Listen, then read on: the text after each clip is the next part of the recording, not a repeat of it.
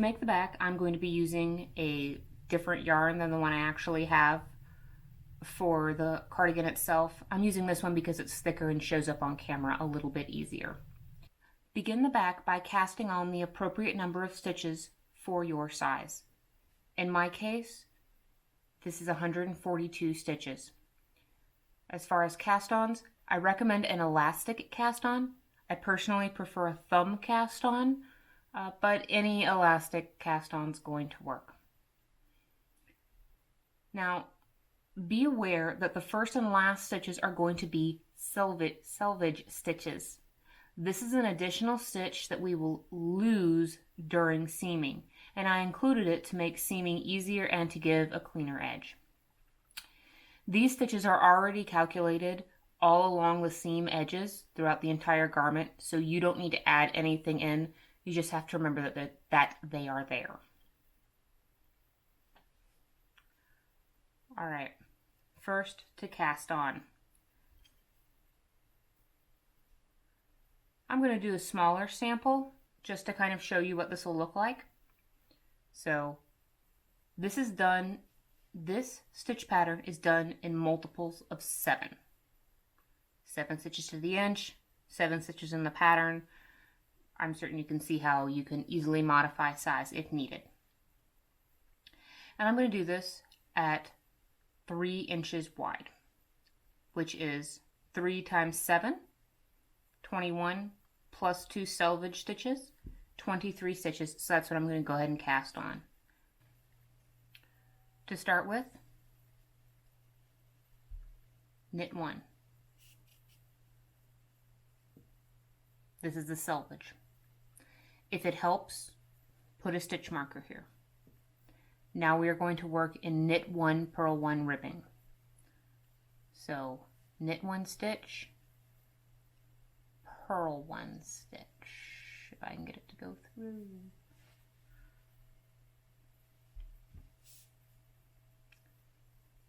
Knit 1 stitch,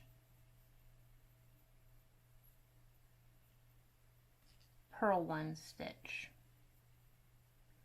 We're going to continue doing this all the way to the last stitch. Very quickly, if your starting cast on is an odd number of stitches, you will end with 2 knit stitches.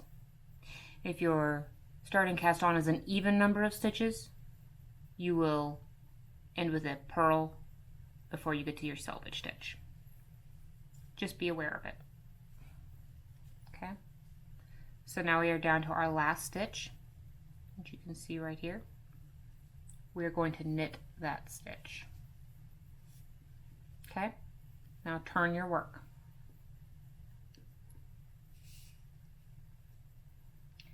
In this next row, we are going to slip the first selvage stitch. I tend to slip as though with my yarn held in front, but you can do yours with your yarn held in back. It doesn't really matter. Now we're going to work in knit 1, purl 1 ribbing all the way back across. The easiest way to do this is to knit your knits and purl your purls all the way to the last stitch. When you get to the last stitch, regardless of where you ended with your ribbing, you will knit this last stitch. Turn your work. You are going to repeat that last row, slipping the first stitch and working in knit 1, purl 1 ribbing until you have 1 stitch remaining, knitting that last stitch until the piece measures 3 inches or about 7.5 centimeters from the cast on edge. This should be approximately 28 rows in total. This is my actual piece, and you can see here it's going to look something like this when you're done.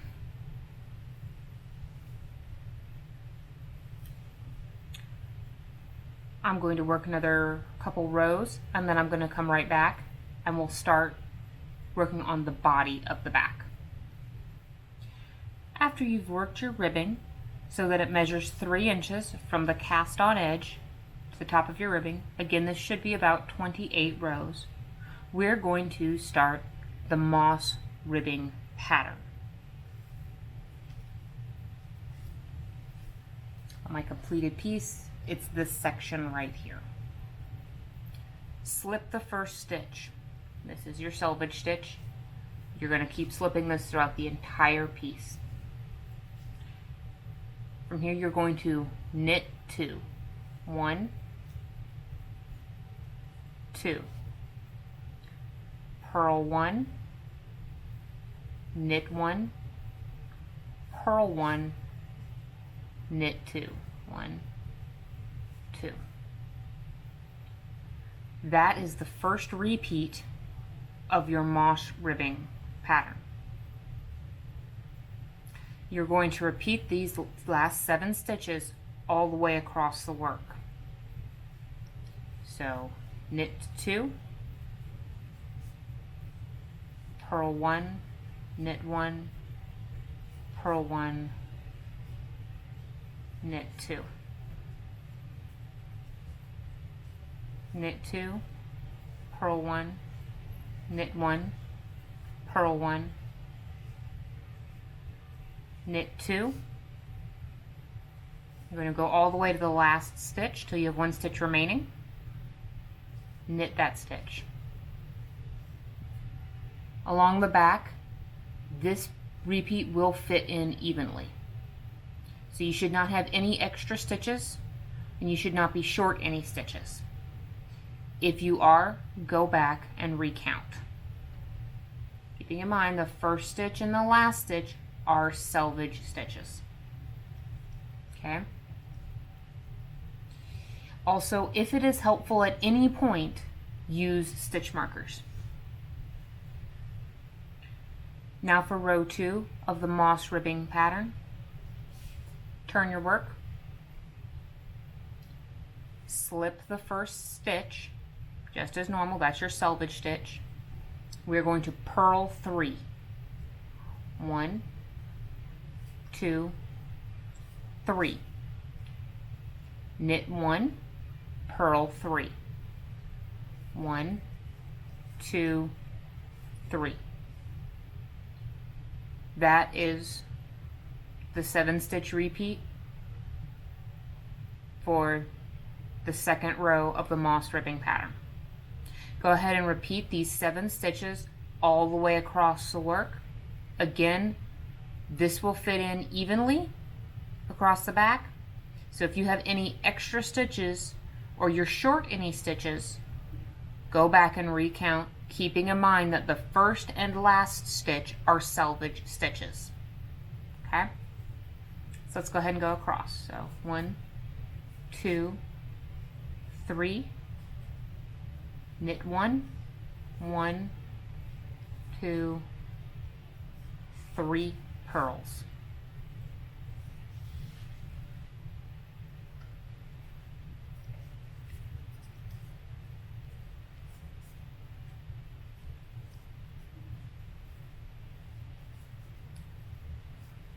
When you get to the last stitch, so you have 1 stitch remaining, knit that stitch.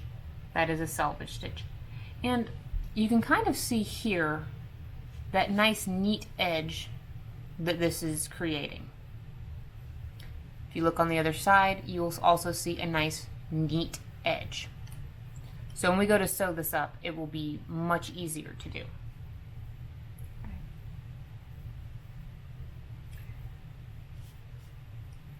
So we're going to repeat those 2 rows until the piece measures 16 inches or 40 centimeters from the cast on edge, or the desired length. And that if you do it for 16 inches or 40 centimeters, you should have worked approximately 144 rows in total.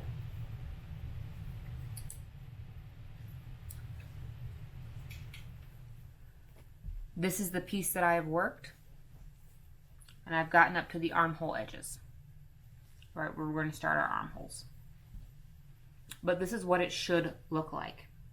You should have 3 inches of ribbing. You should have 13 inches done in a moss ribbing stitch. Okay, don't worry if it pulls in a little bit, that's just the nature of ribbing, it will pull in. We are now at the beginning of the armholes. Over the next 2 rows we are going to cast off a number of stitches, and the number will vary according to your size. So in my case, this is going to be 7 stitches. And then we're going to cast off those stitches and work in pattern until the end of the row, and making sure to knit the last stitch. Now, depending on your size, you may not have an even number of repeats through, but at this point you should be able to see what the next kind of stitch is, and in the pattern it should be noted as keeping continuity of pattern. That means just continue working this established pattern. So let's go ahead and see what that one looks like.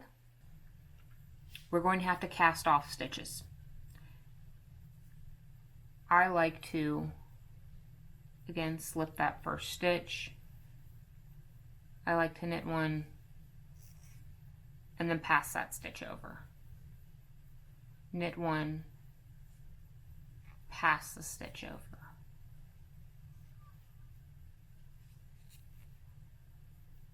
This is just a very simple cast off. It's my preferred method because it does create a nice stable edge, and it makes. I'm going to cast off 7 stitches.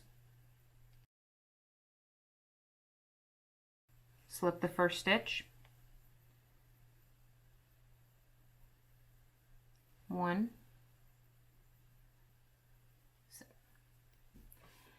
After you've cast off those stitches, it should kind of look like this, where we have the end of our knitting and then this little bound off notch.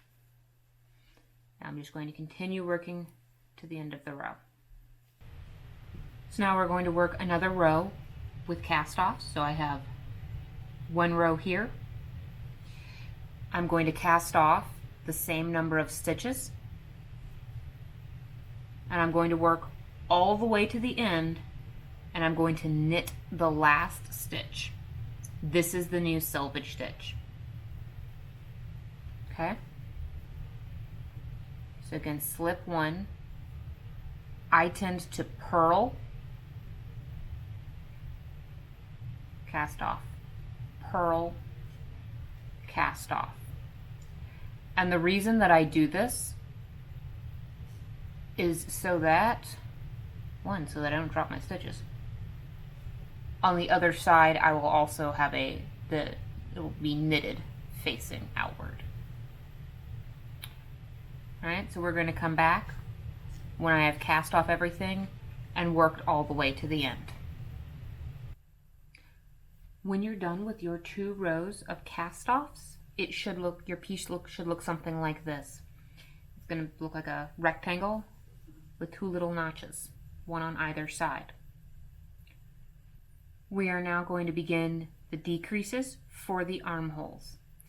Keep in mind that the first and last stitches are still selvage stitches, so you're still going to slip the first one and knit the last one, just like we've been doing previously. Also, that the decreases will take place inside the selvage stitches. Let's go ahead and take a look at what that looks like. Row 1, slip the first stitch. We are now going to decrease. In my case, I'm going to turn my stitches. So it's a slip, slip, knit. Slip your 2 stitches as though you're going to knit, and then knit them together. This is going to create an invisible decrease because this decrease slants off to the side. An easier way to look at it, or how I look at it, I don't know if it's necessarily easier, is I look at where that top stitch is. In decreases, 2 stitches lay on top of one another, 2 or more. In my case, I want the second stitch on top, causing the first stitch to disappear behind it.